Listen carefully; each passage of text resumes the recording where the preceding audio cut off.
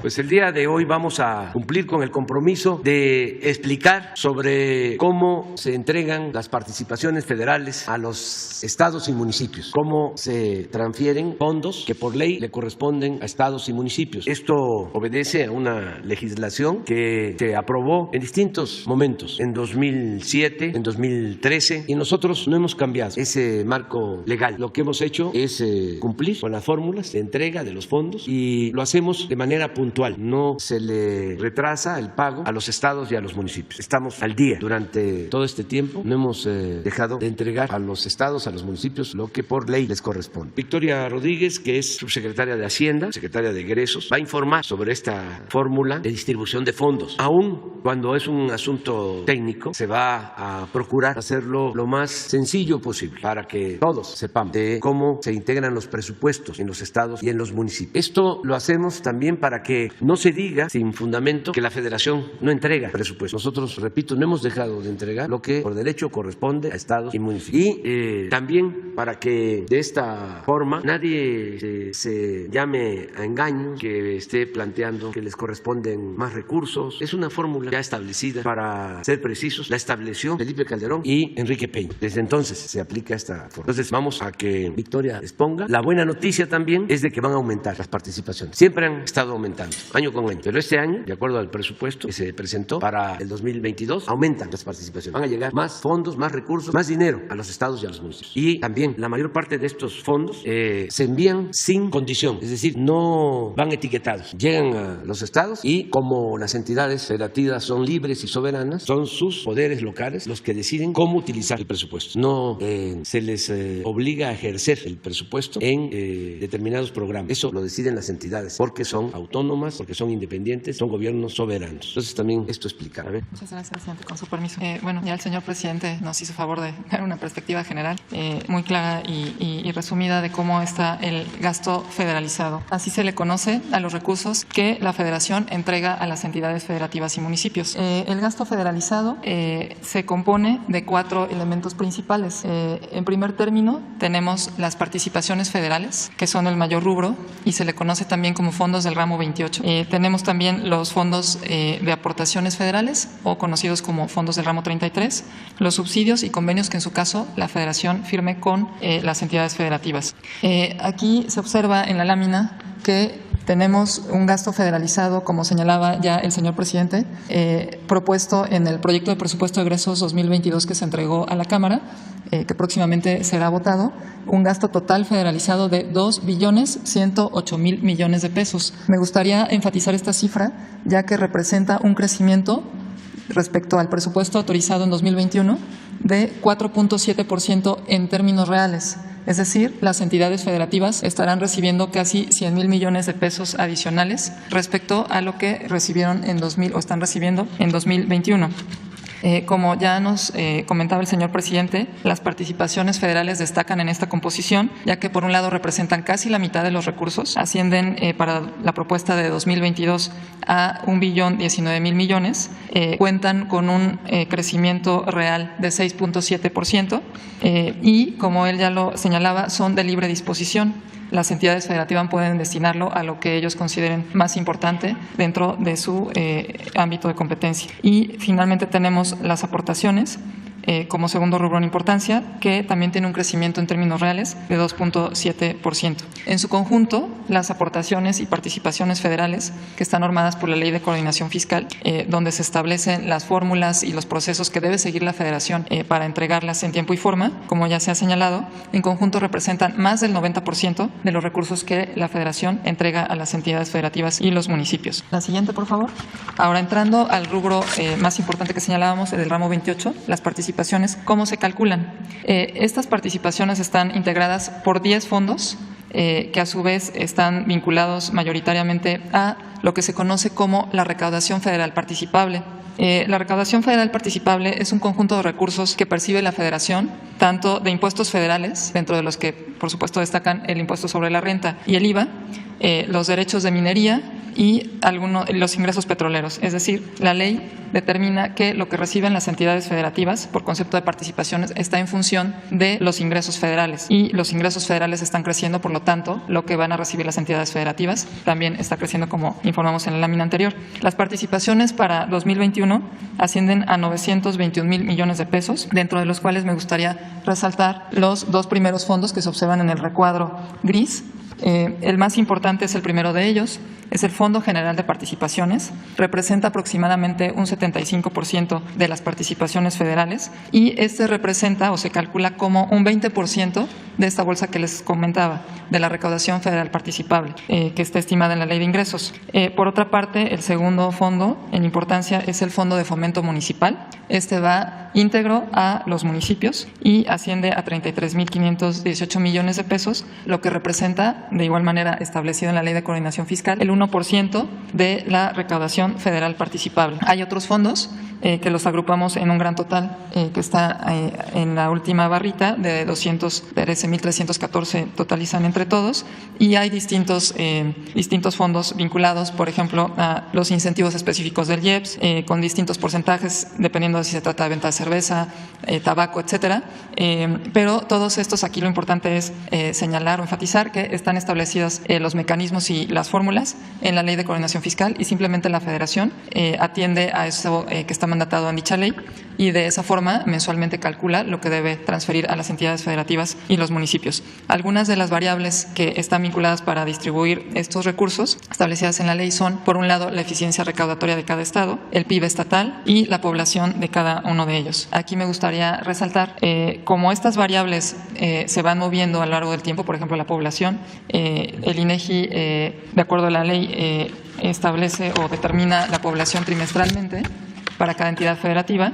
De esta forma, la Federación consulta esa información y, con base en ese factor, pues va haciendo los ajustes de la distribución de cada uno de estos fondos. Los fondos son fijos, el total, pero la distribución interna se va haciendo conforme se van dando o obteniendo estos datos de población, etcétera, recaudación, estas variables que yo les compartía. Ahora, si vamos a la siguiente, para explicar el principal fondo de las participaciones, que es el que les mencionaba, vale el 75%.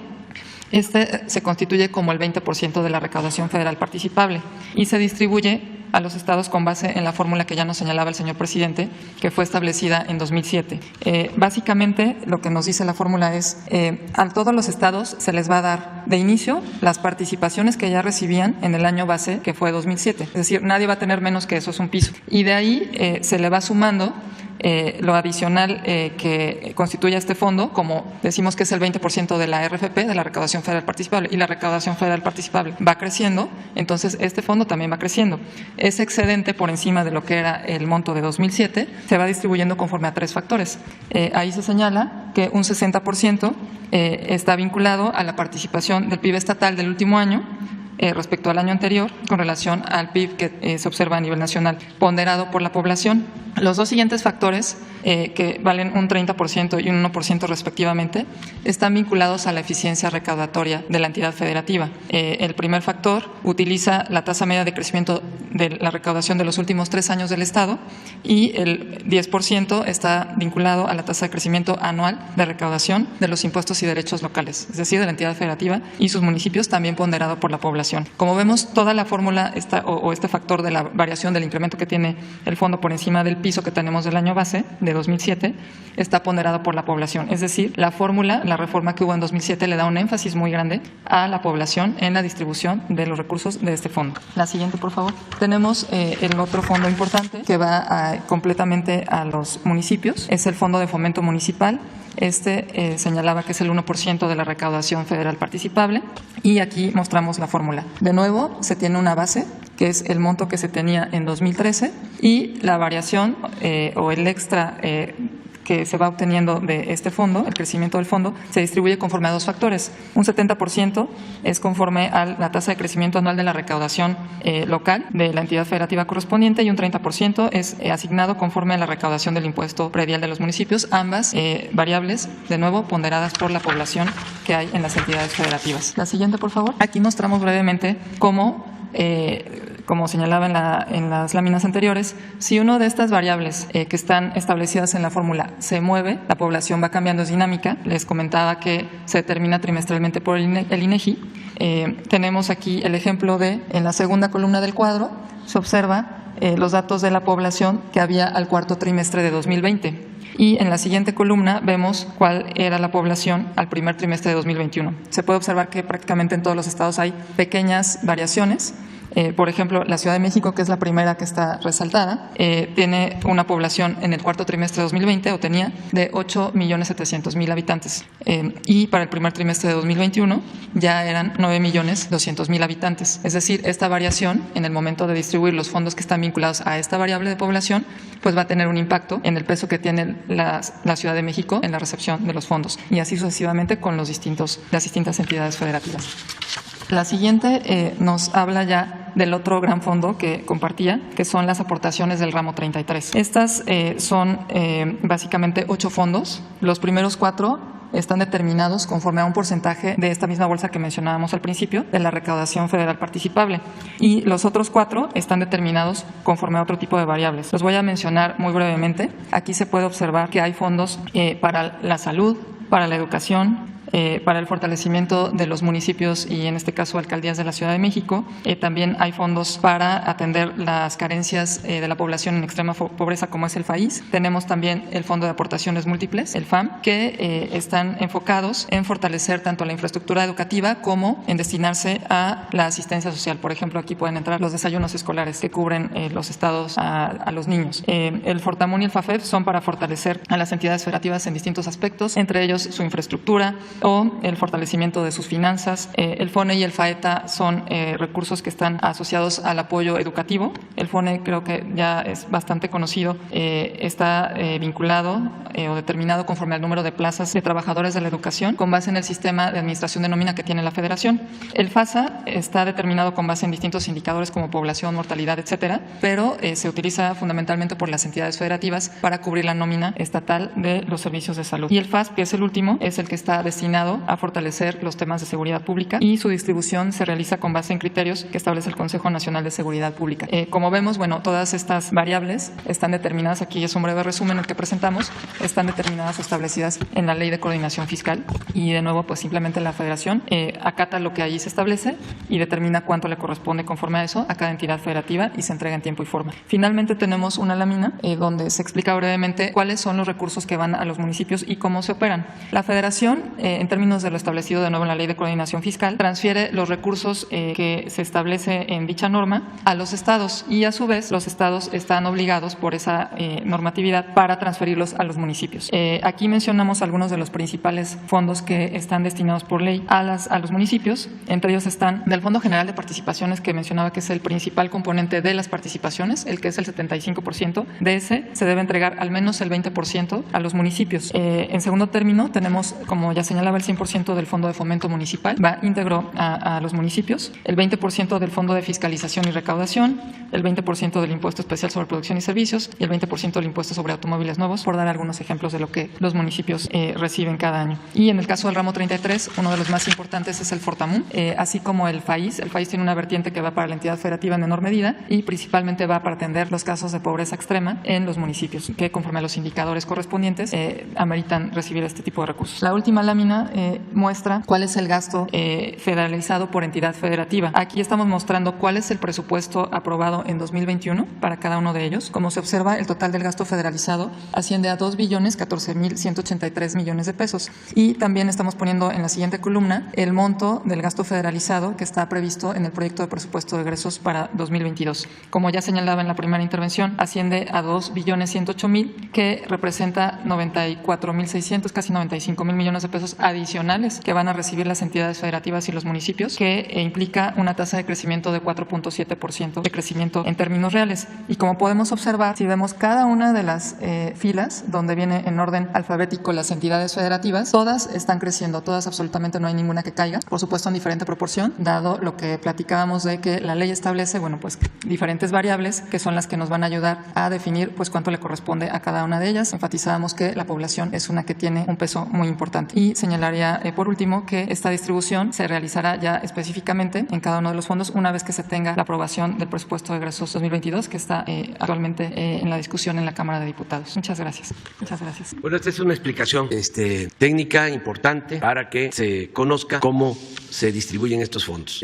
Para insistir más, la Federación recauda, cobra los impuestos, sobre todo el impuesto sobre la renta, el IVA, los impuestos que permiten a la hacienda pública más ingresos, y mediante la Ley de Coordinación Fiscal, que fue aprobada en el Congreso con el apoyo de todos los legisladores, de todos los gobernadores, se lleva a cabo la distribución de los fondos. Ese es el mecanismo. En este caso, se van a entregar más de 2 billones de pesos a estados y municipios para el año próximo. Independientemente de estas participaciones federales, los estados tienen ingresos propios, unos más, otros menos. Hay quienes tienen hasta un 40% de su presupuesto de ingresos propios, como la Ciudad de México y otros. Y hay entidades federativas que dependen básicamente de las participaciones federales, que llegan a conformar su presupuesto con un 95% de participaciones. Todos deben de hacer un esfuerzo para tener una recaudación propia que les permita liberar más fondos para atender las necesidades de la gente. No conformarse con estar recibiendo mes con mes las participaciones. Entre más ingresos propios tiene un estado, más posibilidades de contar con presupuesto y de actuar con independencia, no depender de la Secretaría de Hacienda. Y hay formas, ¿no?, de obtener ingresos adicionales. Por ejemplo, si se cobra bien el predial, porque así como sucede en lo federal, de que a los machuchones, o como sucedía, no se les cobraba impuestos o se les devolvían los impuestos, así también en los estados. Si una empresa tiene vinculación con los gobiernos, pueden no estarles cobrando lo que les corresponde pagar en predial, en agua, en nómina, que son ingresos locales, estatales, municipales. Y la otra recomendación es que ahorren, que no haya gastos superfluos, que no haya tanto gasto en publicidad, tanto gasto en viáticos, en sueldos. No puede haber gobierno rico con pueblo pobre, y así hay recursos. Y la clave de todo, que no haya corrupción, porque si van a hacer un camino que cuesta 100 millones y lo van a cargar en 300, pues así no les va a alcanzar el presupuesto. Nosotros estamos haciendo cuarteles para la Guardia Nacional, para alojar a 120 elementos, hombres y mujeres, con aulas, con comedor, con todas las instalaciones. 25 millones de pesos en un terreno de 10,000 metros cuadrados. Si eso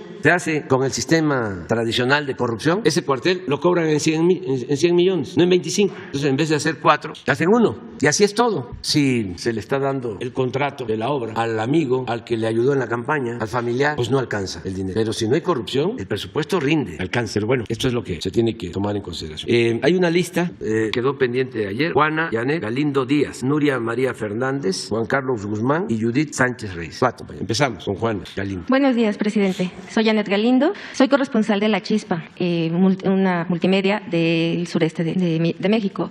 Con respecto a cómo es que se están blindando los gobiernos después de todo el desastre que han dejado administraciones salientes de caos, que han dejado administraciones salientes como por ejemplo en el estado de Michoacán, en el estado de Campeche. ¿Qué es lo que se está haciendo? ¿De qué forma se va a apoyar? Bueno, son pocos los estados que no tienen dificultades en lo económico, en lo financiero, porque abusaron los anteriores gobernantes y vienen arrastrando deudas de tiempo atrás. Nosotros nos hemos comprometido a ayudar para que no dejen de pagar las nóminas. Ese es el compromiso que tenemos. Que estas participaciones, si sabemos que les corresponde una determinada cantidad, estamos adelantando fondos para que puedan pagar sus nóminas. Por ejemplo, que puedan cerrar el año sin problema por los trabajadores, básicamente. Cuidando también que el dinero que se les adelanta se utilice para nómina. Porque ahora, con los cambios, los que entraban pedían que no les diéramos nada a los que salían, que mejor esperáramos y que ellos se hacían cargo de atender las deudas. Había mucha desconfianza, ¿no?, en ese sentido. Entonces, vamos a seguir nosotros apoyando, y donde haya malversación de fondos, la recomendación es de que presenten las pruebas a las instancias correspondientes si hay malos manejos, que no se conviertan en encubridores. Ya se presenta a la Fiscalía del Estado, a donde corresponda la denuncia, y ya va a depender de esas autoridades si actúan o no actúan. Y también que no haya venganzas, que no se inventen delitos. Todo eso es lo que nosotros recomendamos. Ok, gracias. Y en cuanto a todas las obras que se han estado haciendo en el sureste, en cuanto a lo del Tren Maya, en Dos Bocas, todo lo que se ha estado avanzando, ¿cuál es el proyecto que se tiene para que gobiernos posteriores continúen con toda esa labor que usted ya ha realizado? Bueno, tomamos ya una decisión para blindar estos proyectos, porque tocó toco madera, si regresan, que deberían de regresar, pero lo que se robaron, pero si regresan los neoliberales corruptos, van a querer privatizar lo que no pudieron o no les alcanzó el tiempo de entregar. Entonces, ¿cómo blindamos para que el Tren Maya no lo vayan a privatizar? Ellos le llaman desincorporar, ese es el eufemismo que utilizan desde el tiempo de Salinas. Inventaron lo de la desincorporación de empresas no estratégicas, y esa desincorporación de empresas no estratégicas incluyó Telmex, incluyó Cananea, incluyeron los ferrocarriles, nada era estratégico, los bancos, todo. Entonces quiero también aprovechar para decirle a la gente de que tomamos la decisión de entregar estos bienes en custodia a la Secretaría de la Defensa Nacional. Por ejemplo, el Tren Maya, el nuevo aeropuerto Felipe Ángeles, el aeropuerto de Palenque, el aeropuerto de Chetumal, el nuevo aeropuerto de Tulum van a formar parte de una empresa manejada por la Secretaría de la Defensa Nacional. Porque si estos bienes se los dejamos a Fonatur o a la Secretaría de Comunicaciones, no aguantan ni la primera embestida. Acuérdense lo que hicieron con Fonatur, que vendían terrenos a 7 pesos el metro cuadrado en zonas turísticas, ni lo que cuesta un metro cuadrado de alfombra. Y así remataron todo. Entonces, se está invirtiendo recursos del presupuesto, porque todas estas obras se están haciendo sin crédito. Es dinero del presupuesto público, dinero de todo el pueblo. No van a quedar deudas. Entonces, para el manejo, la administración, van a estar a cargo estas obras de la Secretaría de la Defensa. Todo el complejo del Istmo de Tehuantepec, los ramales del ferrocarril, de Palenque a Coatzacoalcos, de Coatzacoalcos a Salina Cruz, de Ixtepec a Tapachula, los puertos de Coatzacoalcos, de Salina Cruz, todo ese complejo del Istmo va a quedar en custodia de la Secretaría de Marina. Se va a establecer que el 75% de las utilidades de todos estos complejos va a ser para el pago de pensiones de las Fuerzas Armadas y 25% para el pago de pensiones de los trabajadores al servicio del Estado, las utilidades. Esto nos va a garantizar que no se privaticen estas obras. Nos garantiza también buena administración y nos garantiza seguridad en todo lo que es el sureste, el Istmo y el sureste, tanto con Marina como con la Secretaría de la Defensa. Muchas gracias. Eso es lo que estamos también procurando. Gracias. Nada más, si me permite, una última pregunta hacia la subsecretaria. ¿Cuál es, si se puede hacer un pequeño comparativo, precisamente en los estados del sureste, cuál era el ingreso anterior, cuánto se ha avanzado en el ingreso que se va a otorgar en esta ocasión a los estados del sureste? Gracias. Ahí se observa en la última lámina de la presentación. En esa última lámina se observa los estados, bueno, todas las entidades federativas, como mencionaba, están en orden alfabético. Podemos ver, por ejemplo, Tabasco, que está creciendo un 6.7%, Chiapas está creciendo un 5.9%, Campeche 2.3%, Yucatán 5.4%. Ahí se observa cada una de las entidades federativas que, como mencionaba, están creciendo de acuerdo al valor de las variables que les corresponden conforme a las cifras que está sacando el INEGI, o la recaudación estatal, que es otra de las variables que inciden, o el PIB estatal, etcétera. Y ahí se ven los crecimientos de cada una de ellas. Entonces, son pues para algunos de estos estados crecimientos muy importantes. Por ejemplo, Chiapas, que es un estado pues que ha estado muy rezagado históricamente, está teniendo un crecimiento por encima del promedio, que es el 4.7%, que es el crecimiento total del gasto federalizado. Gracias. Oaxaca 5.1%. Todos van a crecer. Aquí hay una polémica, el otro día lo comentábamos, como la fórmula tiene que ver mucho con población. No sé si aquí está reflejado. En el censo del INEGI del año pasado apareció una disminución en la población del Estado de México, una disminución considerable. Entonces, esto implica que el Estado de México, no sé si esté allá incluido, aunque va a aumentar sus recursos, si está incluido, debería de recibir más con la población anterior. Entonces, como no le pareció al gobernador que se le disminuyera la población, de acuerdo al censo del INEGI, en uso de sus facultades y defendiendo el presupuesto de su Estado, presentó una controversia constitucional. Pero esto es lo que se distribuye. Muy bien. Nuria. Hola a todos y a todas. Soy Nuri Fernández de La Caracola. Buenos días, presidente. Buenos días, subsecretaria. Tengo dos preguntas. Estamos viviendo un momento en el mundo en que se está, como resultado de la pandemia, se está cuestionando el neoliberalismo. Estamos quizás llegando al momento del fin del neoliberalismo. Hay momentos muy diferentes que se han vivido después de pandemias.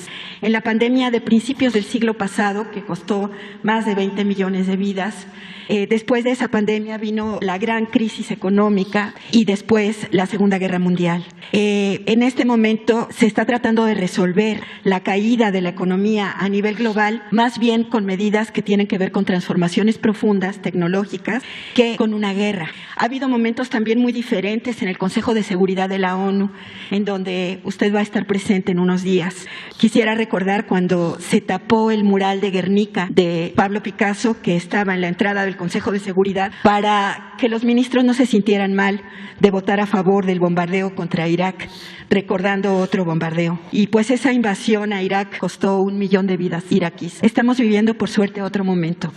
Pero en este momento que estamos viviendo hay algo que se mantiene. Y es que si vemos el mapa del mundo, si comparamos el mapa del ingreso en el mundo y el mapa de las vacunas en el mundo y el mapa de cómo contaminan los países en el mundo, es el mismo mapa. Los países que tienen más ingreso tienen más vacunas y son los que más contaminan. Y los países que están al final de la fila son los que tienen menos ingreso, menos vacunas y los que menos contaminan, pero sufren más los efectos del cambio climático. Recientemente, primero en el G7, luego en el G20 y luego en la Organización por la Cooperación y el Desarrollo Económico, la OCDE, se aprobó un impuesto del 15% a las grandes empresas. Estas grandes empresas, 10 en particular, encabezadas por Amazon y seguidas por Microsoft, Apple y Tesla, expandieron sus fortunas durante la pandemia de 600 billones a 1.200 billones. Doblaron su fortuna. Entonces, lo que resolvieron los organismos internacionales es un 15% de impuesto a estas empresas. Que no se haga en los lugares donde ellos generan su producción, porque ahí evaden impuestos, sino en donde llevan sus productos. Si nos referimos, por ejemplo, a Facebook, pues estaríamos hablando que tendría que pagar impuestos en todo el mundo y sobre todo en los países de ingreso medio como este, que tienen poblaciones muy grandes. El Premio Nobel de Economía, Joseph Stiglitz, dice que ese impuesto del 15% es muy bajo, que debía ser el 25%. Yo quisiera conocer, creo que sería importante, su opinión sobre el impuesto a las grandes empresas. Bueno, no puedo hablar mucho porque ese va a ser mi tema en Naciones Unidas. Mi tema es corrupción y desigualdad en el mundo. Yo considero que nunca en el mundo se había acumulado tanta riqueza en tan pocas manos. Hay una monstruosa desigualdad en el mundo y Naciones Unidas tiene que actuar. Y sobre eso voy a hablar el martes próximo, porque de ahí se originan todos los problemas. Por la corrupción en todas sus expresiones, variantes. Es que hay pobreza, desigualdad, migración, violencia, destrucción del planeta. Entonces hay que ir al fondo, hay que atender las causas. Nosotros podemos hablar, considero, con autoridad, porque estamos aplicando un modelo no tradicional, no ortodoxo, no neoliberal. Estamos combatiendo la corrupción como nunca se había hecho y esto nos permite exponer que hay otro camino, hay otras opciones para lograr una sociedad mejor, en beneficio de todos. Entonces sobre eso vamos a hablar porque sí nos está dando resultados la fórmula de no permitir la corrupción y de gobernar con austeridad. En eso consiste todo. Y no hacer caso a las recomendaciones o recetas de los organismos financieros internacionales. El neoliberalismo no ayudó, resultó un fracaso o ayudó a minorías, pero no es una opción para todos los habitantes del planeta. Si se le agrega al modelo neoliberal el ingrediente de la corrupción, pues menos funciona un modelo así. Ya de por sí la premisa del neoliberalismo es de que se tiene que procurar que se acumule la riqueza arriba, en pocas manos, porque si llueve fuerte de arriba, gotea abajo, como si la riqueza fuese permeable o contagiosa. Ese es el principio. Si le va bien a los de arriba, nos va bien a todos. Pues no, se acumula la riqueza arriba, pero abajo crece la pobreza, se empobrece el pueblo. Y ellos suponen que el Estado no debe de intervenir para promover el desarrollo, que todo debe de quedar en manos del mercado, que no se meta el Estado. Imagínense, en sociedades desiguales, si el Estado no ayuda a los pobres, si no cumple con su función social y es dejar hacer y dejar pasar, pues sucede lo que está pasando en el mundo, que hay corrupción y hay acumulación de riqueza en exceso, como nunca había sucedido. Entonces, en nuestro país, afortunadamente, estamos aplicando un modelo distinto. Nunca le había llegado tanto dinero a la gente de abajo como ahora. Cuando se habla de corrupción en México, pues todo el mundo sabía de que había corrupción, todos, de una o de otra manera. Pero los que más conciencia han tomado de que había corrupción, pues son los pobres, porque ahora están recibiendo lo que antes no les llegaba. Ahora están entendiendo perfectamente cómo se quedaba el dinero arriba. Imagínense si un adulto mayor que recibe una pensión no va a plantearse o preguntarse por qué ahora estoy recibiendo esto y antes no lo recibía. O el que recibe una beca, o el que está sembrando su parcela y recibe un jornal. Por eso podemos contestarle a nuestros adversarios cuando hablan de que somos provincianos y que para qué o por qué no voy a las cumbres, ¿no? del clima y para el combate al cambio climático. Con mucho orgullo lo digo, soy de Tepetitán, Macuspana, Tabasco, pero por ser de Tepetitán, Macuspana, Tabasco, pues sé la importancia que tiene sembrar árboles. Sí, y puedo decir con orgullo, que quién nos puede rebatir, que México es el país del mundo que más invierte en reforestación. ¿Qué país está invirtiendo 1.300 millones de dólares al año para sembrar 1.100 millones de árboles? Entonces, no fui yo a la cumbre, fue Marcelo, lo hizo muy bien, pero nosotros estamos trabajando para heredar a nuestros hijos pues un país con agua, con oxígeno, con un medio ambiente saludable. Eso es lo que estamos haciendo. Entonces, es un modelo distinto, completamente distinto. En todo, por ejemplo, la atención a los jóvenes, que decían, ¿cómo se le va a dar una beca a los jóvenes para que se capaciten? Jóvenes construyendo el futuro, que están trabajando de aprendices y reciben un salario mínimo, ya 2 millones de jóvenes. Y la mitad consiguió trabajo en las mismas empresas o unidades productivas donde estaban becados. Ahí terminaron contratándolos, a la mitad. ¿Eso dónde lo llevan a cabo? ¿Qué hicieron los tecnócratas corruptos? Llamar ninis a los jóvenes de manera despectiva. Ni estudian ni trabajan, pero nunca los voltearon a ver. Entonces, sí, nos sentimos muy orgullosos de lo que estamos haciendo y nos está dando resultados. Por ejemplo, cuando vino la pandemia, que desgraciadamente nos causó muchos daños, sobre todo por pérdidas de vidas humanas, que nos duelen mucho, toda una tragedia, me presionaban, me planteaban de que teníamos que contratar deuda y teníamos que, me acuerdo bien una propuesta, decretar que las grandes corporaciones no iban a pagar impuestos durante un tiempo para que se recuperaran. Dije, no, vamos a aplicar otra fórmula. No, pues no va a salir, así no va a salir. Pues sí salió, decían los expertos. La caída de la economía en México va a tener la forma de L, va a caer, se va a ir durante mucho tiempo, no va a haber recuperación. Y aquí dije, va a ser V, va a ser así. Y así fue. ¿Saben cuántos empleos tenemos ya de más, tomando en cuenta lo que perdimos con la pandemia? Tenemos 150,000 empleos más recuperados. Ya estamos mejor en términos de empleos que como estábamos antes de la pandemia. Recuperamos 1.500.000 empleos, ya salimos. Y además hemos mantenido estabilidad cambiaria, ya vamos para 3 años sin devaluación y nos da muchísimo gusto. Por eso, ahora que voy a Nueva York, voy a aprovechar para mandarles un saludo fraterno, solidario a las paisanas y paisanos, porque siguen apoyando a México, enviando remesas, enviando recursos a sus familiares. Este año es muy probable que lleguemos a 50,000 millones de dólares. El año pasado fueron 40,600 millones de dólares. Ya llevamos hasta septiembre 37,300 millones de dólares, pero nos faltan 3 meses. Entonces, si continúa la tendencia, aunque acaban de dar a conocer en Estados Unidos que van a disminuir los apoyos por la pandemia, aún con eso yo estoy seguro de que sí podemos llegar a estar muy cerca de los 50,000 millones de dólares. Y ese dinero va, como siempre lo decimos, a más de 10 millones de familias en todo el país. Abajo, eso nos ayuda muchísimo a reactivar la economía. Por eso tenemos buena recaudación. ¿Por qué no pones la recaudación? Van a ver el IVA, el impuesto sobre la renta, en términos reales estamos tablas, pero el IVA tiene un incremento considerable. No hemos tenido crisis de consumo. Esto es muy importante. La única preocupación que tenemos ahora que hay que cuidar es la inflación, el que no hay incremento, pero todas las proyecciones que se tienen van en el sentido de que va a ser pasajero, de que vamos a bajar la inflación porque estamos muy dependientes de la economía estadounidense, para bien y para mal. Entonces allá aumentó la inflación y repercutió en México. Y es un fenómeno mundial, pero sí lo tienen el dato. Pues eso es. Mi segunda pregunta tiene que ver con otra cumbre, que es la de Glasgow, a la que hacía referencia. En realidad esta cumbre de Glasgow es pues un evento histórico porque de alguna manera pone fin a un modelo de desarrollo que comenzó con la revolución industrial, que se basó en la producción de energía a partir del carbón y luego del petróleo.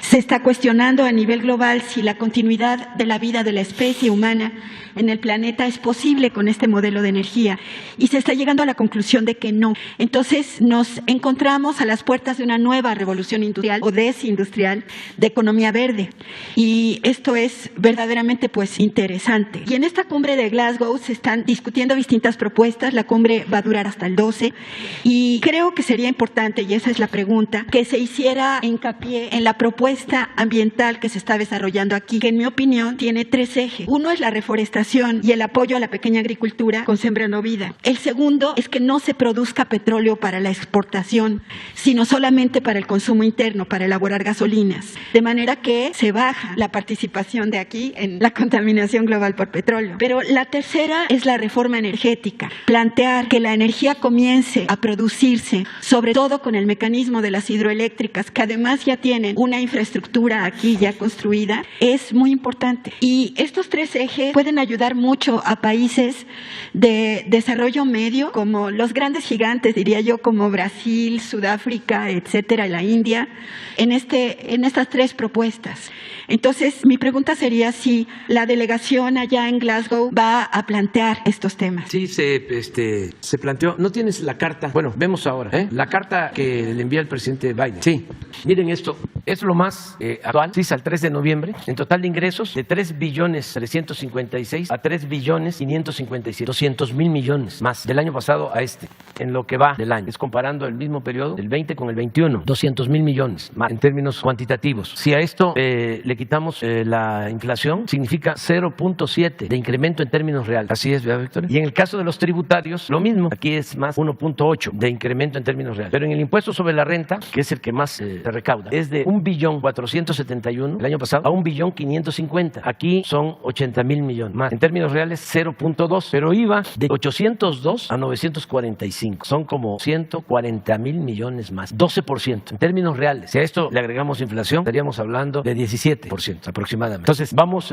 bien en cuanto a nuestras finanzas. Ayer hubo en la mañana, cuando hizo el anuncio del Tesoro de que iban a dejar de estimular la economía de Estados Unidos, se incrementó un poco el dólar con relación al peso, pero luego ya se estabilizó de nuevo. Tenemos una moneda fuerte y tiene que ver con la disciplina financiera, con no gastar más de lo que ingresa, con no endeudarnos. Y a ver la carta. Miren, esta carta la envié al presidente Biden porque ellos promovieron lo de la cumbre y tuvo la amabilidad de que nos visitara su representante, John Kerry, que es el encargado del clima. Estuvimos en Palenque, estimado presidente Biden, como resultado del encuentro que sostuvimos hace unos días en Palenque, Chiapas, con su representante personal, el señor John Kerry. Me es grato informarle que el gobierno de México apoyará el esfuerzo que usted encabeza para enfrentar el grave problema del cambio climático originado por el aumento de las emisiones de dióxido de carbono y de otros contaminantes del medio ambiente. Puntualmente asumimos los siguientes compromisos. Esto se lo envié antes de la cumbre y fue lo que llevó Marcelo. 1. En México seguiremos reservando nuestros combustibles fósiles y solo extraeremos petróleo y gas para nuestro consumo interno. En 3 años hemos destinado presupuesto a la exploración de nuevos yacimientos y durante el tiempo que llevamos en el gobierno es más lo que hemos descubierto en volumen de petróleo que lo que hemos extraído. Hemos actuado de manera responsable. Cuando termine mi administración habremos incrementado las reservas probadas en 300 millones de barriles de petróleo crudo. Sin embargo, nos comprometemos a no extraer más de 2 millones de barriles diarios, lo cual significa que al finalizar mi mandato no exportaremos petróleo crudo como se ha realizado en los últimos 40 años y toda la producción petrolera se destinará al mercado interno. Vamos a procesar toda nuestra materia prima. Cuando hablo de 2 millones de barriles diarios, este es el techo, porque ahora estamos extrayendo 1.760.000 barriles diarios. Hubo un año con Fox, el 2004, que se extrajeron 3.400.000 barriles diarios, el doble de lo que nosotros estamos extrayendo. Esto para los pseudoambientalistas conservadores que no nos ven con buenos ojos. Es información para ellos y para todo el pueblo. Además, invertiremos en la construcción de una nueva refinería y estamos modernizando para aumentar la eficiencia energética en las 6 refinerías que se tienen en operación para producir gasolinas, diésel y otros derivados del petróleo y elaborar combustibles con estricto apego a las normas ecológicas establecidas. Esto es muy importante. Estamos invirtiendo 38,000 millones de pesos, hemos invertido para la rehabilitación de las 6 refinerías. ¿Esto qué significa? No solo es producir más, sino contaminar menos, porque se están cambiando equipos en las 6 refinerías. No se invertía nada en las refinerías, las estaban vendiendo por partes y estaban dejando que se convirtieran en chatarra. Y si no se invierte en una refinería, son equipos viejos, obsoletos, que contaminan más, que afectan más el medio ambiente. 2. En materia eléctrica, durante mi administración vamos a cambiar turbinas en 14 grandes hidroeléctricas que tienen hasta 50 años de antigüedad. Hoy estaba yo leyendo de que viene una nota en el Reforma, en el boletín de los conservadores, en donde dice que la Comisión Federal de Electricidad tiene capacidad para producir 45% de la energía y solo produce el 30 o el 35. Pues sí, porque con la reforma energética no le permiten a la Comisión Federal de Electricidad producir más energía, sobre todo en las hidroeléctricas. Están paradas o subutilizadas las hidroeléctricas que no contaminan y que podrían generar más energía si no se le diera preferencia, como sucede a las empresas particulares, privadas. Ahora ya hasta Carlos Ursúa salió a defender a Oxxo, al señor Fernández, en el caso de la reforma eléctrica. Es un plan cuya inversión asciende, el del cambio de turbinas, a $10,000 millones y el financiamiento estará a cargo de las empresas fabricantes y de los bancos de Estados Unidos, Francia, Corea, Alemania, que otorguen los créditos a la Comisión Federal de Electricidad a intereses bajos. Es autofinanciable, independientemente de que se consiguen créditos con bajos intereses por tratarse del medio ambiente. Independientemente de eso, al aumentar la producción producción de energía, con el puro aumento se pueden financiar la inversión de las turbinas nuevas y de los equipos que se requieren. Por ello lograremos aumentar las energías renovables no contaminantes de 31.54 a 35%. Actualmente nuestras hidroeléctricas generan el 16% y las renovables de otras fuentes, tanto del sector público como privado, el 15.54%. Les recomiendo, puede ser que esté en el internet, la exposición debate de Rocío Nale en Televisa, tercer grado. También como parte de la transición energética, la Comisión Federal de Electricidad iniciará la construcción de un parque de generación eléctrica a través de paneles solares en Puerto Peñasco, Sonora, que producirá 1,000 megawatts y de acuerdo a lo proyectado será el más grande de América Latina. 3. Tenemos en marcha el más importante programa de reforestación del mundo. Estamos cultivando con árboles frutales y maderables 1 millón de hectáreas y están trabajando en ello permanentemente 420,000 sembradores que reciben un jornal o salario para cultivar sus propias parcelas. Esto se traduce que en el periodo 2021-2030 estaremos absorbiendo 17.8 millones de toneladas de dióxido de carbono por año y contribuyendo a evitar la erosión de los suelos y la sobreexplotación del agua. La inversión para este programa asciende a $1,300 millones anuales y tiene como objetivo terminar de sembrar en 2022 1,100 millones de plantas, de las cuales ya llevamos 800 millones. Este programa se llama Sembrando Vida porque es productivo, social y ambiental. 4. México se ha sumado al compromiso global de metano para reducir colectivamente las emisiones mundiales de gas metano en el corto plazo y somos el primer país del mundo que reglamentó las emisiones de metano en toda la cadena de valor del sector hidrocarburos. Adicionalmente, estamos canalizando esfuerzos hacia el sector agrícola, la gestión de residuos y el tratamiento de aguas residuales. 5. Agrego que desde que llegamos al gobierno, que se oiga bien y que se oiga lejos, desde que llegamos al gobierno no hemos otorgado ni una sola concesión para la explotación de la minería tóxica que destruye el territorio con un severo impacto ambiental y enferma a la gente. Tampoco se permite la explotación en el subsuelo por medio del fracking. Estamos limitando el uso de agroquímicos y está prohibida la importación y siembra de maíz transgénico. Señor presidente Biden, como se lo externamos al señor Kerry, cuente usted con nosotros en el trascendente y responsable propósito de evitar que el calentamiento global rebase el 1.5 grados centígrados. Es un compromiso que hacemos en nombre del pueblo y del gobierno de México por el bien del planeta y de la humanidad. Esto, como no se dio a conocer, pues no se sabía qué planteamientos llevaba México. Ven la fecha de la cara, es anterior a la cumbre. Por eso cuando empiezan en las redes nuestros adversarios a decir que México no quería sembrar, no quería firmar el plan de reforestación, pues era pues insólito, una desproporción. Entonces esto es lo que... Bien, muchas gracias, presidente. Sí. Juan Carlos Guzmán. ¿Qué tal, señor presidente? ¿Cómo está? Buen día, Carlos Guzmán de Eva Noticias Veracruz. No me voy a levantar porque está al tiro de las cámaras y les voy a ensuciar la imagen. Rapidísimamente del tema que comentaba de este programa de televisión, pues sí sería importante que viniera Rocío Nale a mencionar lo que dijo, entre ellas la cuestión de Alemania. Alemania dejó de usar energía nuclear y está usando carbón en el tema por la cuestión de la crisis energética. Pero bueno, la primera consulta hacia ustedes, preguntarle su opinión sobre el tema del señor Emilio Lozoya. Ayer en el reclusorio norte se dio un cambio de giro totalmente de la situación que tenía este personaje, que hay que reiterar por la fotografía que se presentó de una cena. Todo parece indicar que el pacto creo que le hizo mal, pero bueno, finalmente hubo un cambio ya de lo que es el tema. Ya pasó su primera noche en el reclusorio. ¿Qué es lo que nos puede comentar usted respecto al tema de Emilio Lozoya y lo que pasó el día de ayer, señor presidente? Pues yo creo que hay que tenerle confianza a la Fiscalía. Siempre he dicho que Alejandro Gertz Manero es un hombre recto, íntegro, le tengo confianza y no va a simular, no va a permitir la impunidad, no va a actuar por consigna. Sabe que es un momento histórico el que estamos viviendo. Además, él es una gente, repito, íntegra y ya mayor. Y yo estoy seguro que va a querer terminar el último tramo de su vida, que espero sea largo, con dignidad. Eso es muy importante. Entonces, lo de ayer, pues es parte de la misma investigación. Creo que se debe de castigar a todos los responsables de recibir sobornos. Fue muy lamentable que en el caso de Odebrecht, en todos los países se castigó a funcionarios corruptos, menos en México. Se tapó el asunto. Incluso siempre recuerdo de que el Instituto de la Transparencia decidió en un tiempo mantener bajo reserva el expediente de Odebrecht. El Instituto Nacional de la Transparencia. Antes habían decidido mantener en el anonimato, en reserva, en secreto, lo que había condonado Fox de impuestos a las grandes corporaciones. Este mismo instituto. Entonces, qué bien que ahora,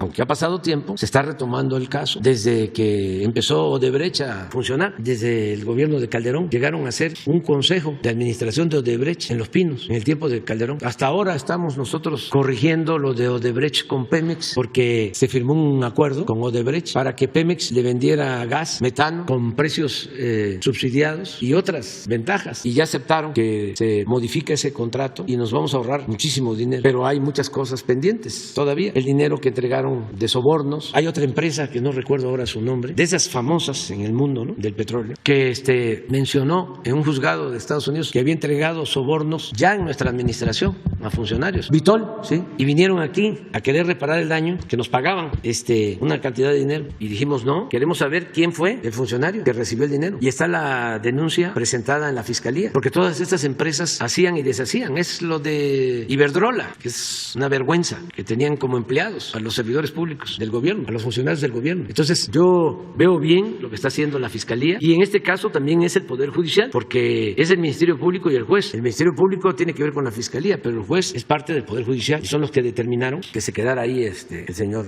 Lo acusan columnistas políticos hoy de que usted tuvo que ver en el viraje de la Fiscalía, señor presidente. No, yo no doy instrucciones en ese sentido. Además, la Fiscalía es autónoma. Estoy hablando de la integridad del fiscal. Imagínense yo recomendándole algo al fiscal. Primero, nunca lo haría, nunca lo he hecho, ni con los periodistas que más me atacan. Vienen a veces los dueños de los medios a decirme, a insinuarme, se está pasando, buscando que yo les diga, sí, pero ¿para qué lo tienes ahí? Nunca, jamás, nunca. Pero no solo es un asunto de dignidad y de principios. ¿Cómo le voy a pedir yo al fiscal que actúe de determinada forma? Él también, si es un hombre íntegro, imagínense la vergüenza para un presidente que un fiscal que es autónomo le diga que no, que lo puede hacer, Alejandro Hertz. Entonces yo no me expongo a esas cosas. Yo soy libre, no establezco relaciones de complicidad con nadie, no me gustan las componendas. Siempre actúo con transparencia. Por eso podemos tener estos diálogos circulares. Imagínense si yo no tuviese autoridad moral, aquí me sobajarían ustedes. Con razón, me poncharían. No podría yo batear, como lo hizo Soler. Todavía no cae esa pelota. Yo no sé cómo esté colocado el campo de los Astros, pero si está para el Golfo, pues debe de andar por la pelota esa como por Tampico, por Nueva Orleans. En una de esas fue allá a La Habana. Hablando de porque otro tema, le dio durísimo. Hablando de otro tema, usted tocaba el tema del INAI, de los organismos autónomos. Ayer incluso hubo una exposición de lo que pasaba con niños, niñas y adolescentes. Hay un organismo que le comentábamos hace, si no me acuerdo, 4 meses, que es CIPINA, que está ensimismado con el DIF. Es un organismo que ha tenido varios casos que no ha resuelto. Un caso de una niña de Puebla que prácticamente murió porque CIPINA no la atendió. ¿Qué es la propuesta que se tiene, consultar usted, señor presidente, de los organismos autónomos? Se ha perdido todo este tema en el INE, en lo que es la reforma eléctrica, lo que está pasando ahorita con la COP26, pero ¿se va a hacer finalmente la desaparición de los organismos autónomos que dijo o no, señor presidente? Sí, lo que pasa es que son inercias.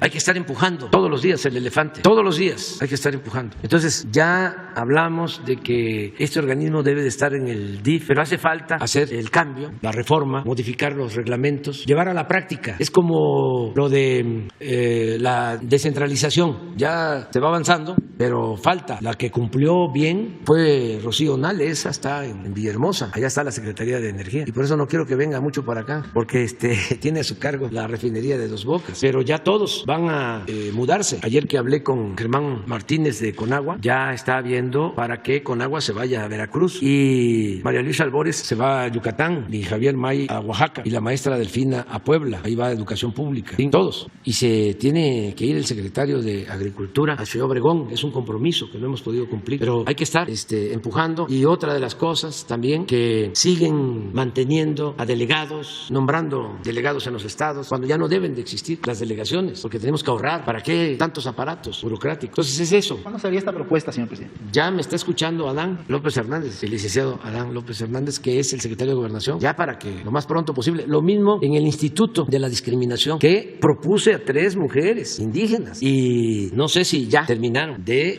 darle sus nombramientos, porque hay resistencias. Tengo que estar pendiente, y por eso también me sirven mucho estos diálogos con ustedes, porque sí escuchan las mañaneras los servidores públicos, y que no estén pensando, no, ya se le olvidó al presidente, ya cambió de parecer. No, tenemos que seguir ahorrando. Hace poco se dio a conocer el informe de que en el último año del presidente Peña, la presidencia ejerció 3.600 millones. Aquí está la subsecretaria de egresos. Ahora llevábamos ejercidos, ¿tienes? ¿Lo puedes poner? 3.600 millones en el último año, en el 18. Fue el presupuesto de presidencia. A ver.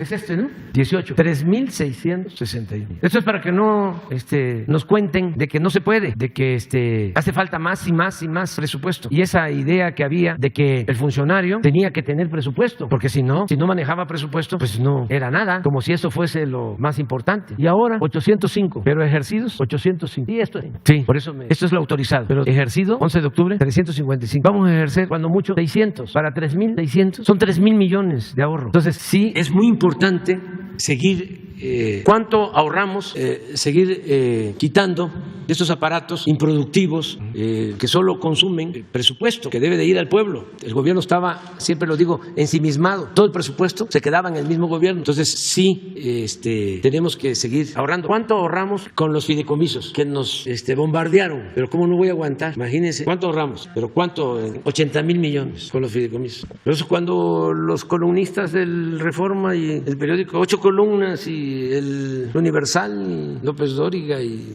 primero, ya lo dije ayer, hay que tener la conciencia tranquila. Ese es el tribunal más importante, nuestra conciencia. Pero segundo, imagínense, si no hubiesen esos insultos, ¿cuánto tendríamos que estar destinando para que se dedicaran a quemar incienso, a callar y aplaudir? Muchísimo dinero. Entonces es mejor aguantar y que vayan las becas a los muchachos y que los adultos mayores y que las niñas, los niños con discapacidad reciban su pensión, los más necesitados. Entonces ahí vamos, pero sí necesitamos darle otra vuelta a la tuerca para seguir ahorrando, que no haya derroche.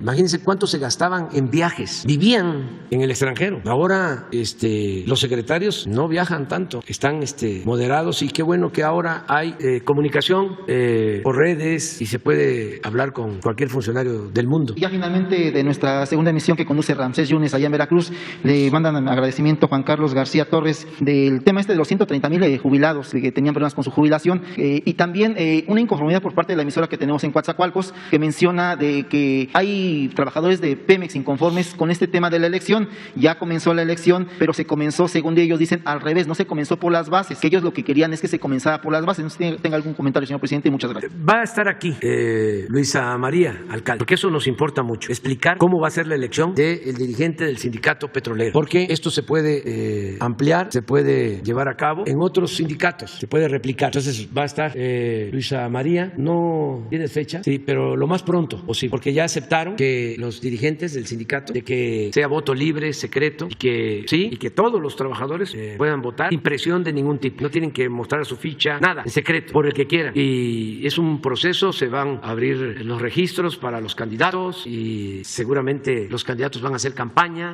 tienen que dar a conocer cuáles son sus propuestas en beneficio de los trabajadores, no hacer lo mismo que se hacía antes, sino que representen con dignidad a los trabajadores. Entonces sí vamos aquí a explicar cómo va a ser ese proceso. Judith.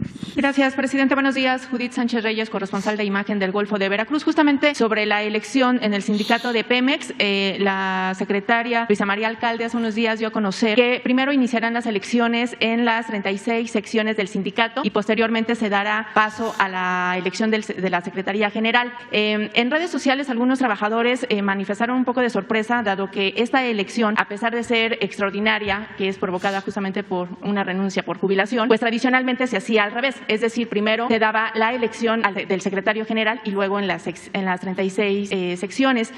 Esto no contraviene, digamos, a lo establecido, a lo estipulado, y no en un momento dado pues evitaría que hubiera ahí alguna situación en la elección, que se evitara pues que llegaran nuevos cuadros a defender justamente pues a los trabajadores de este sindicato. Presidente, ¿cuál sería su opinión al respecto? Yo pienso que lo mejor es que mañana esté con nosotros Luisa María y nos explique cómo es el procedimiento y cómo van a ser las elecciones. Porque yo tenía la información de que se iba a elegir al secretario general, solo al secretario general, pero con lo que nos estás diciendo y lo que comentó el compañero, parece que va a ser por las secciones. Sí, primero las o va a secciones, iniciar por las secciones. Hay que ver cuál es el acuerdo, sí. Entonces, mejor mañana, si les parece, que esté con nosotros. Bien, y justamente usted también se refirió a lo que tiene que ver. Permíteme, nada más que si está aquí. Sí, yo creo que sí, porque estamos hablando de que no sale. Adelante. Sí, y también se acaba de referir a lo que tiene que ver con el Istmo de Tehuantepec. Preguntarle si ya tiene programado este viaje de supervisión justamente a la obra del corredor interoceánico, si la presencia de la Guardia Nacional realmente ha podido frenar los actos de extorsión que había contra las empresas constructoras, si hay ya detenidos, si están ubicadas, digamos, estas bandas que hacen estos delitos. Sí, ya se avanzó, sobre todo en los tramos de Medias Aguas hacia Matías Romero teníamos problemas, más en la parte de Veracruz que en la parte de Oaxaca, pero ya está participando tanto la Guardia Nacional como la Secretaría de Marina, porque estaban extorsionando a las empresas. Había ahí un grupo delictivo, pero ya se resolvió. Y también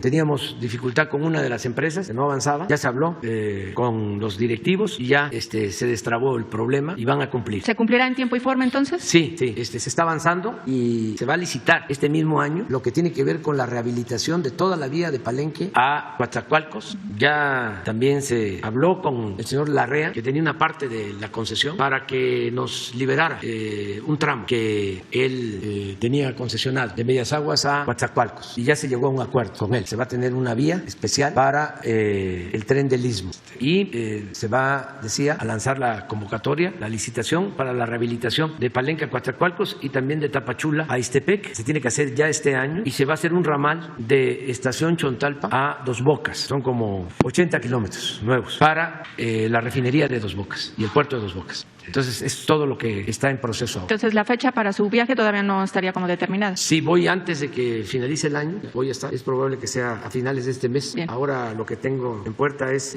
supervisar los trabajos en las refinerías, básicamente, y tengo que ir al Istmo, tengo eso presente, y voy a ir a ver también los caminos de Oaxaca. Ok, bien, presidente. Y finalmente, usted ayer hizo referencia a este caso de Octavio Ocaña, que perdió la vida el fin de semana en el Estado de México. Nuevamente es un caso en donde se señala la participación o la presunta participación de policías municipales. Preguntarle nuevamente si existe la posibilidad de que este tipo de casos en donde están involucrados policías estatales, municipales, puedan ser atraídos por la Fiscalía General de la República, porque estamos viendo nuevamente el papel de las fiscalías estatales que protegen a estos elementos, que si bien, es positivo, pero al final del día se ha visto mucha impunidad en algunos casos, como también el caso de Alexander, este chico que fue asesinado en Oaxaca, que ya es un tema que ya se está atendiendo, pero nuevamente se ve esta participación, la falta también de protocolos ante una situación de esta naturaleza por parte de los efectivos. ¿Cuál sería su opinión al respecto? De que en todos estos casos donde hay dudas y los familiares piden que intervengamos, lo vamos a hacer siempre, y respetuosamente le solicitamos a la Fiscalía que nos ayude, que se atraigan los asuntos, si hay los elementos, y no hay problema con los gobiernos estatales, porque también a ellos les conviene que se aclaren las cosas. No se puede proteger a nadie, no se debe proteger a nadie. Yo creo que un error gravísimo que se cometió en el sexenio pasado, lo digo con todo respeto, fue el de tratar de cambiar la versión de lo sucedido en Iguala. Esas son lecciones para todos los que nos dedicamos a los asuntos públicos. Uno no debe de encubrir, para decirlo coloquialmente, además de la responsabilidad de uno y de la rectitud para tener autoridad moral, porque si hay autoridad moral hay autoridad política. Además de eso, no tiene uno por qué sudar calenturas ajenas. Trátese de quien se trate, aunque sean familiares. ¿Qué hace una autoridad? Tapando, encubriendo. ¿En qué? ¿Le ayuda? En nada. Y mucho menos ayuda a la vida pública de un país. ¿Qué acuerdos puede uno tener con una institución o con subordinados para que el presidente se convierta en encubridor? ¿Qué gana? Nada, nada. Entonces, en todos los casos, y esto yo creo que los gobernadores lo entienden muy bien, debe de prevalecer la transparencia y la verdad. Y si un policía o cualquier servidor público comete un ilícito, debe ser castigado. Y esto es sano, no proteger a nadie. Trátese de quien se trate, aunque sea familiar. Por eso es distinto el servicio público de otras actividades, que hay que actuar con más rectitud que en otras cosas, que en otros casos. Es como el ladrón o el ratero. El de la calle comete un ilícito y debe ser castigado. Pero es doblemente penado que el ratero sea un servidor público, porque se le está confiando, el pueblo le está confiando el manejo de asuntos de todos. Es una doble responsabilidad. Entonces, yo sí pienso que en todos los casos, si hay elementos, si lo solicitan los familiares, se pueden revisar. Ya se presentó un informe en el caso del joven que presuntamente había sido asesinado por policías en Mérida. Ya la Fiscalía presentó un informe, hizo toda una investigación sobre esto, que incluso sería bueno que la Fiscalía presentara el resultado. ¿Ya lo hizo público? Sí, pero esa es la versión, y que sí. Y si no están de acuerdo el familiar con esa versión, acudir a otras instancias y esclarecer los hechos. Gracias, presidente. Aquí está, sí. ¿Cómo ven que ya se pasó de las 9?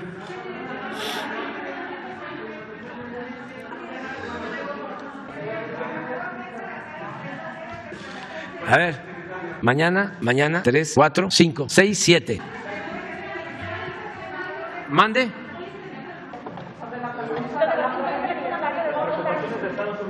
Lo de Bavispe, sí. Pero decir que se avanzó en la investigación, eso es lo que puedo decir. Están detenidos los responsables, que se hizo justicia en este caso lamentable de los niños y las señoras que perdieron la vida en Bavispe, y que vamos a seguir nosotros con la investigación y atendiendo a los familiares, y es probable que hoy informe la Fiscalía. De las señoras asesinadas y de los niños, dicen que tanto la Fiscalía como el FBI les han dicho que esta investigación va a llevar al menos 10 años para llegar a un resultado, y pues no hay detenidos, pero no hay ninguna sentencia. Entonces preguntarle cuándo se prevé que podría haber. Bueno, por eso podría explicarlo la Fiscalía. Yo lo que puedo decirle, y yo creo que esto lo saben los familiares, es de que se avanzó mucho en detener a los presuntos responsables. Creo que hay como 20 detenidos, 25, y acaban de detener a uno de los jefes de esta banda. Se detuvo en Chihuahua, en Madera, pero quien tiene toda la información es la Fiscalía, y yo creo que puede informar. Y lo de los 10 años se me hace mucho tiempo. Es lo que les dice el señor Kenneth Miller, es lo que nos comentó ayer en una entrevista al Imparcial. Él es el abuelito de los de 4 de los niños. ¿Quién es? Les ha dicho eso. Y también la Fiscalía dice que coinciden las dos. Hay que pedirle a la Fiscalía que nos informe bien sobre esto. Sobre Jaime Bonilla, ayer terminó ya su mandato. Preguntarle si lo va a traer mañana. Dios.